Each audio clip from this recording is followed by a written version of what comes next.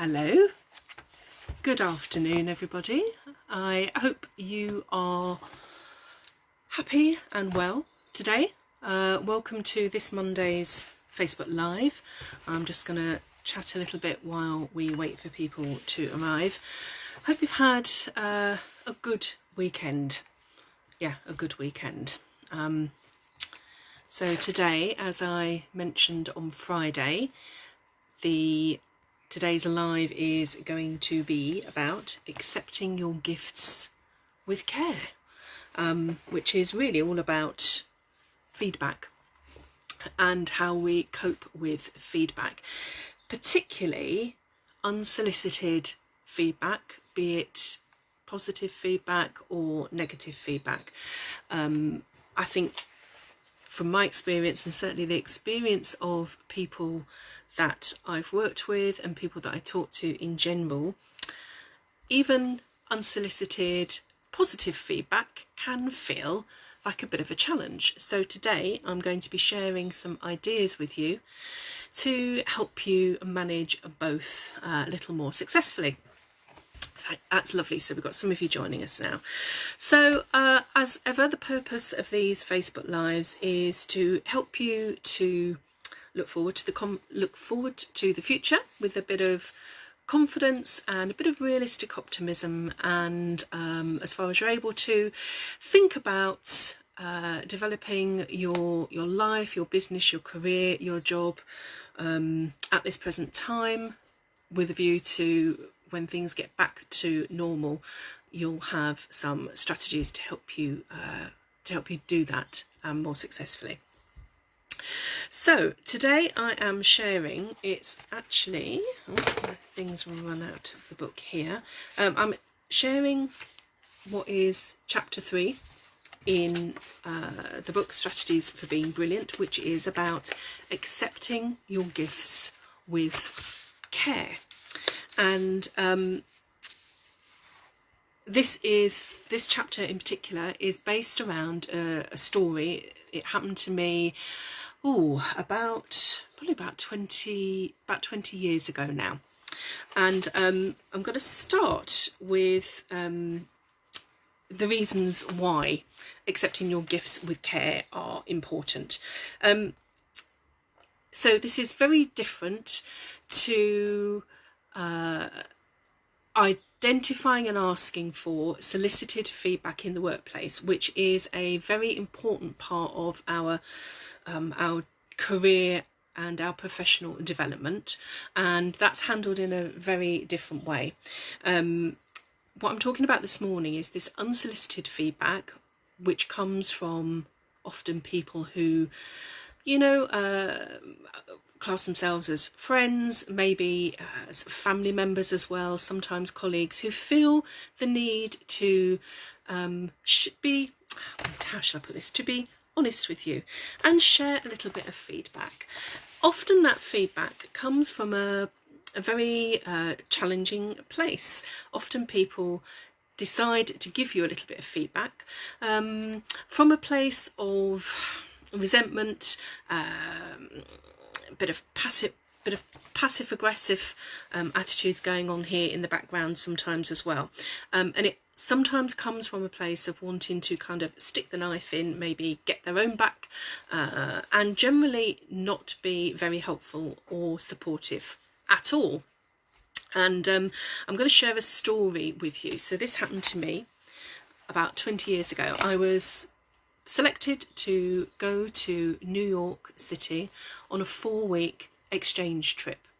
And in order to be selected to be part of the team, we had to go through rigorous rounds of interviews. And one of the interviews, I was given some particular feedback afterwards. I got selected to be on the team, and we spent 4 weeks in New York City. There was myself, I was the only woman on the team, and 4 other team members who were all male, with a team leader. And on the first night in New York, we sat down and we said to Ken, who was the team leader, "Come on, Ken, then why did you why did you pick us to be part of this team? And Ken looked at me and he said, well, Sue, you were my first choice. He said, but somebody else on the interviewing panel thought you had far too much to say for yourself, and how could you possibly leave that little boy alone? At which point the red mist descended, and I, as you can imagine, I felt very upset and very angry. At that time in my life, I was a single mum. My son was 5, and he had been left at home with his dad and his surrogate granny. He was very well looked after indeed, so it was no problem at all. And when I sat down to write this chapter in the book, I did a bit of research around it, and I found a story about the Buddha, and it says that in the story, Buddha rejects some abuse directed at him, and in doing so he asks the question, if you give someone a present and they refuse it, to whom does it belong? And of course the answer is the unwanted present still belongs to the giver. They still own the gift. And I started to look at unwanted feedback through a similar lens, and that experience that I had in New York, it felt extremely unpleasant, but I now see it as being one of the most important gifts I've ever been given in my life, and that is the choice about whether or not to accept unsolicited feedback. And so the main message of today's session is you do not have to accept other people's opinion of you if you don't want to. And that's what I chose to do that time in New York City all those years ago. I slept on the feedback. I got up the next day and I realised that actually, you know what, I could give the giver the gift of the feedback back. And this is what I did. So I sat and thought about what this this interviewer on the panel had said to me, and I realised that actually, you know what, it was more her problem and it actually had very little to do with me. So I thought about it and I found lots of evidence that showed me that her perspective was wrong. So for example, I was a teacher at the time. I was young, I was ambitious, I was quite eloquent, I was confident, and I was used to standing up in front of groups of people. And the interview that we'd been for actually required us to stand up and give presentations in front of groups of business people. So I felt like I was being criticised for the very qualities I'd needed in order to be able to do the job properly anyway. So, you know, one of my strengths as a teacher at that time was to build rapport with children, parents, fellow teachers. I'd never had any feedback like that previously, and you know, I was able to satisfy myself and understand that actually that feedback was not right. It wasn't accurate. So when I wrote the book, in this particular chapter, I talk about some of the things that you can do if you have received feedback that wounds, that hurts you, that upsets you, and that you take away and you begin to mull over and stew over a little bit. So these are the things that I did, and I'm going to share these with you now. So firstly, that is understanding that you don't have to accept other people's feedback if you don't want to. The second thing is to be able to take a step back from it and learn to look at it objectively. Now this takes practice and time, it's very true, excuse me, but practice and time are very, very useful and will help you to get a valuable perspective on what you're being told. And this is about learning to observe yourself kindly and without judgment, and learning to accept yourself for who you are, warts and all. None of us are the finished article. We are all a work in progress, and I think that's important to understand here. So then it's about examining this gift of feedback that you've been given and looking to see if there is any truth in it. And if there is, how much does it matter? And I think this is a crucial point. Sometimes there may well be some truth in the feedback that you've been given. On other occasions, if you are able to examine it objectively, you will see actually that there isn't. And this is where getting to know yourself really well is important, and to be able to take that step back and look at things objectively. And then if there is some truth in it, and sometimes there is, I've had feedback on other occasions from other people, and painful as it might be, there has been a nugget or two of truth in it. And while it's been painful, it's also enabled me to do something about it. So is there some truth, or isn't there some truth? And if there is some truth, do you want to do anything about it? And what are you prepared to do? And if there isn't any truth, what are you going to do about it? And this could be choosing to mentally give that gift back and walk away from it, and pull the shutters down. Now this does take some practice, and it gets easier with practice, but it's all part of helping ourselves to learn to pay less or no attention from the people around us whose opinions don't directly impact on us, and whose opinions matter less. And I often talk about this when I give talks or work with clients. Not everybody's opinion matters. We all matter as human beings, that's very true, but not everybody's opinions matter to us. And it's about identifying that core circle of people whose opinions really are important.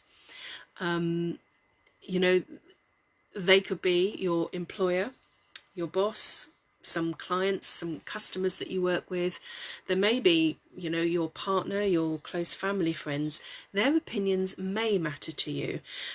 But I would add here that just because somebody is perhaps a close member of your family, it doesn't automatically mean that their opinions fit into that core circle of people for you.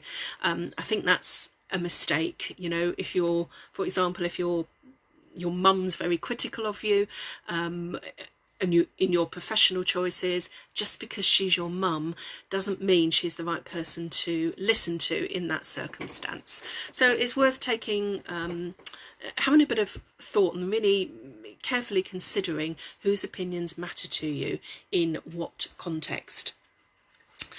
So the other thing I'd like to say here about feedback, and somebody mentioned this on our catch up on Friday, and that is this, that is accepting praise and positive feedback. I meet lots of people who find it very difficult to accept positive praise and feedback about themselves.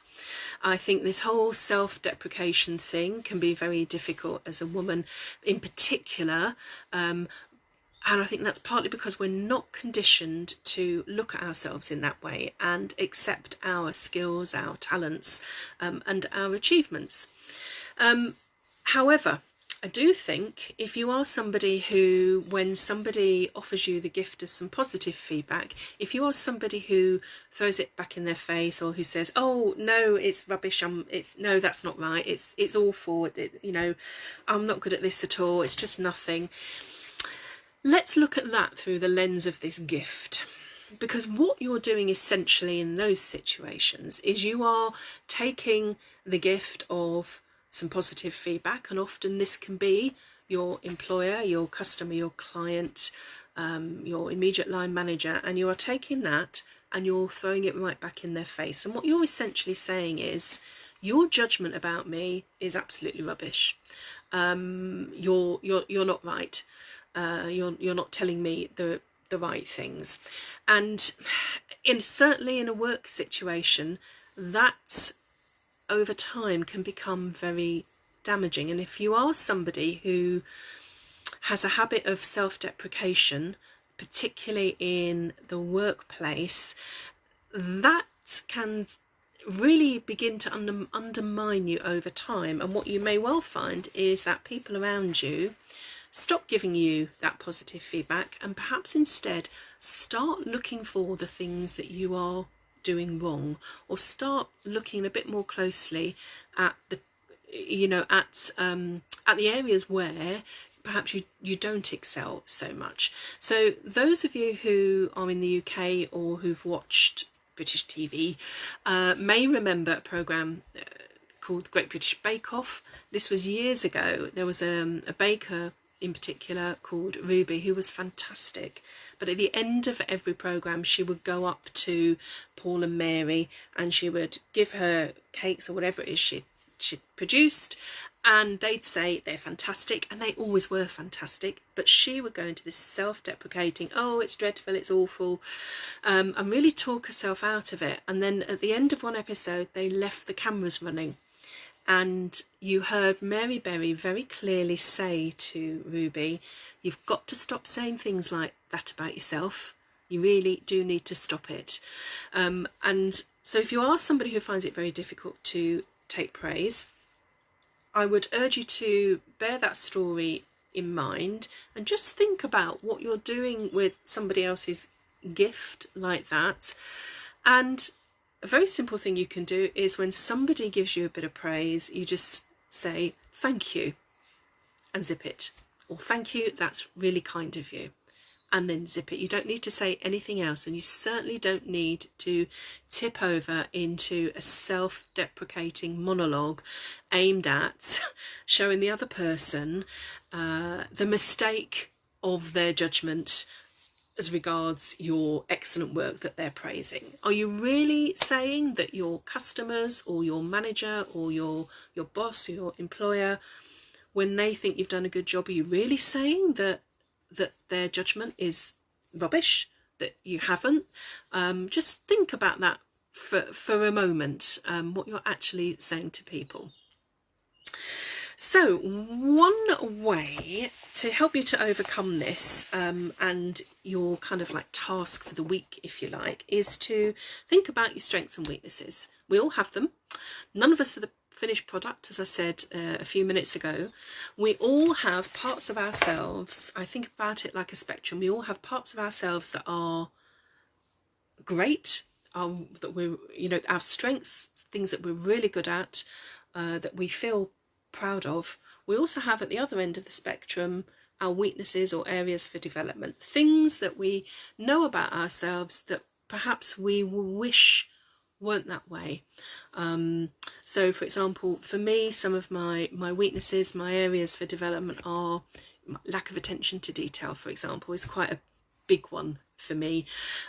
But knowing that, I feel puts me in a place of strength, because I know when I take on something that I know will need some attention to detail, I'm already aware of where my hotspots might be and where I might knock my own legs out from under myself, which means I can compensate for it by making sure that I put things in place to help me manage those weaknesses. So what is it for you?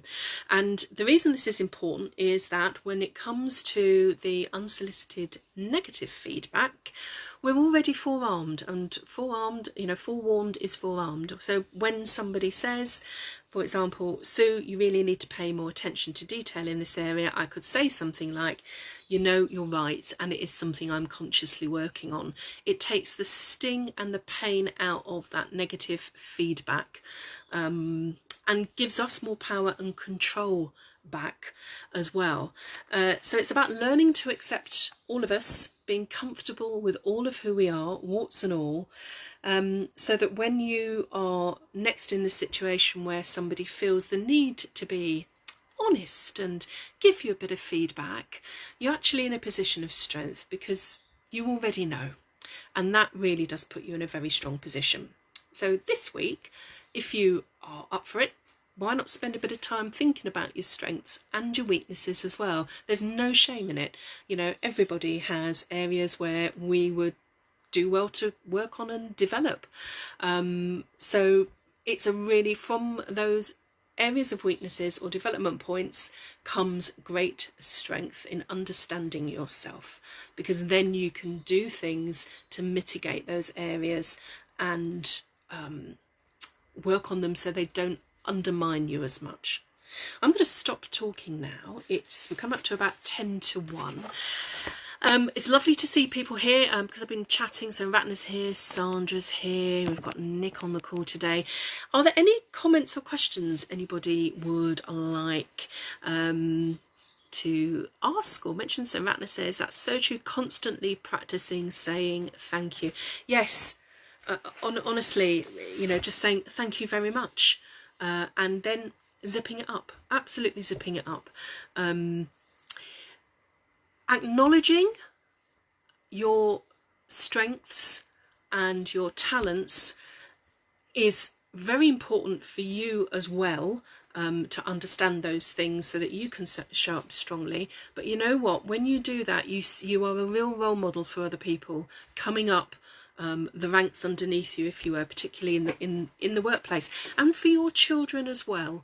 You know what, if your children see you acknowledging your strengths and your successes and your achievements, that will set them up for life, if you can role model that attitude so that they can learn to do the same. And we need to lose this idea that it's arrogant. It's not. Yes, arrogance exists, but you know, being able to share what you've done with other people and know yourself really well is important. So Ratna says, I get a lot of praise and not negative feedback, trying to deal with just the overwhelming feeling of strengths. I'm trying to deal with this as it is overwhelming. One way, okay, so are you saying here, Ratna, that you feel that you're getting lots of praise but nobody's giving you anything negative or anything to work on, and that might feel almost a little unrealistic? I think number one, you know, that is absolutely fantastic that you're getting that. And I think what you're talking about here maybe is missing some constructive feedback, which is a different thing altogether. So eliciting constructive feedback by asking people, you know, what one thing could I do to improve?